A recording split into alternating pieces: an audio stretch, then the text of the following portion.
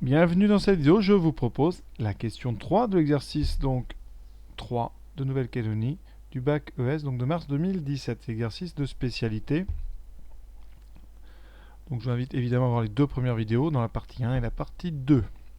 Alors là c'est vraiment très classique, montrer qu'une suite est géométrique, on va faire ça tranquillement, vous allez voir c'est très simple. Donc question 3a, il faut montrer que la suite UN est géométrique. Alors UN on ne la connaît que par la relation que j'ai appelée relation étoile.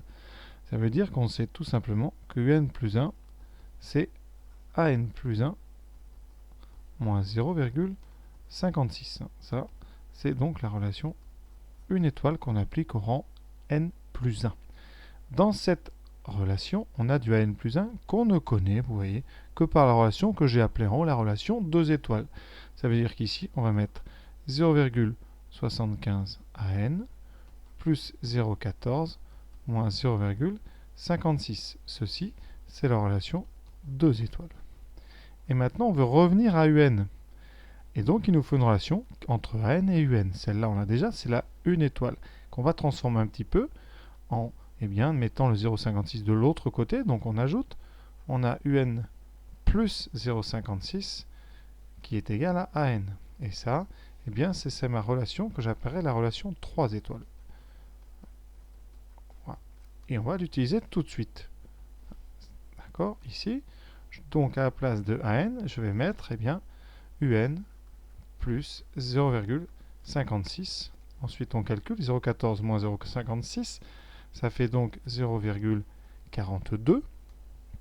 Voilà. Et ça, je rappelle, je l'ai obtenu en utilisant la relation 3 étoiles. Cette méthode, moi, quand je la fais, je l'appelle la relation 1, 2, 3 étoiles. C'est pour rappeler un petit peu.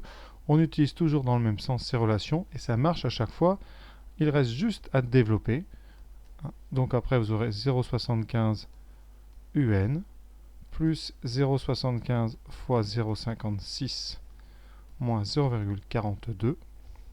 À la calculatrice, vous vous apercevez que 0,75 fois 0,56, ça fait 0,42. Il reste donc 0,75 UN. Et ça, c'est très très bien parce qu'on reconnaît là, on reconnaît l'expression.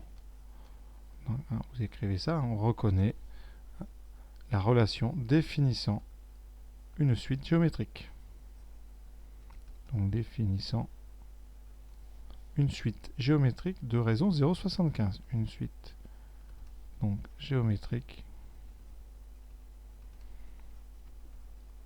de raison 0,75. On vous demande le terme initial. Le terme initial, c'est U0. Alors U0, comment on le connaît? Eh bien U0, on le connaît avec la règle 1 étoile qu'on applique pour n égale 0. Donc important, règle 1 étoile. Alors nommer les relations, c'est pratique quand on s'en sert. Vous voyez, on sait de quoi on parle. Donc U0, c'est A0 moins 0,56. Et A0, c'était, je vous rappelle, 0,8. Il faut avoir le texte du départ. Donc 0,8 moins 0,56, ça nous donne 0,24. Donc voilà, on a notre premier terme, U0,24, et notre raison 0,75. Alors la question B, elle est très facile, puisque on sait que UN est géométrique. On a donc le terme général du n qui est égal à UN, c'est donc U0 que multiplie Q puissance n. C'est l'écriture d'une suite géométrique, en tout cas de son terme général. C'est donc 0,24 fois 0,75 puissance n. Ça, on va le mettre tout simplement dans la relation, la relation 3 étoiles. Voilà, encore une fois, on se sert des relations. Et ça donne donc AN égale UN plus 0,56, c'est-à-dire 0,24 fois 0,75 puissance n plus 0,56. C'est ce qu'il fallait démontrer.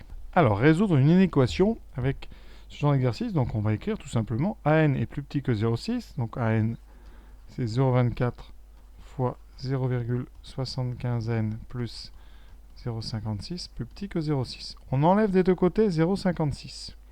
Ça nous amène tout simplement à 0,24 fois 0,75 puissance n qui est plus petit que 0, ici 0,4. On fait la soustraction 0,6 moins 0,56. Ensuite, on divise par 0,24 des deux côtés qui est un nombre positif.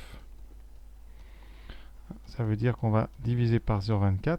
Il n'y a pas de changement de sens parce que, très important, 0,24 est un nombre positif. On change de sens quand on a un nombre négatif. Ensuite, 0,4 sur 0,24. On peut le calculer, pour l'instant on va laisser comme ça, ça ne nous embarrasse pas. Il faut maintenant sortir cette puissance du 0,75 et ça on utilise le logarithme. Donc ici, comme on n'a que des nombres positifs, on obtient ln de 0,75 puissance n est plus petit que ln de 0,04 sur 0,24. Ça on a le droit de le faire parce que la fonction ln, elle est croissante strictement sur r plus étoile, c'est-à-dire sur les nombres strictement positifs, ce qu'on a devant nous. Pourquoi le ln, vous me direz? Eh bien parce que le ln d'une puissance, eh bien, il y a une petite propriété, on peut sortir la puissance.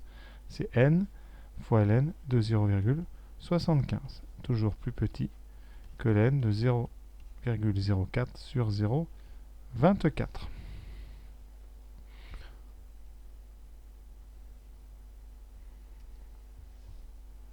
Maintenant, il faut se débarrasser du ln de 0,75. Alors là, il faut faire très attention. Là, je mets danger. 0,75, c'est plus petit que 1, c'est positif et plus petit que 1. Attention, ça veut dire que son logarithme, eh bien, il est négatif. Donc quand on va diviser par 0,75, eh bien, le symbole que vous allez avoir ici, inférieur strictement, il va être transformé en l'inverse. Ça devient strictement plus grand.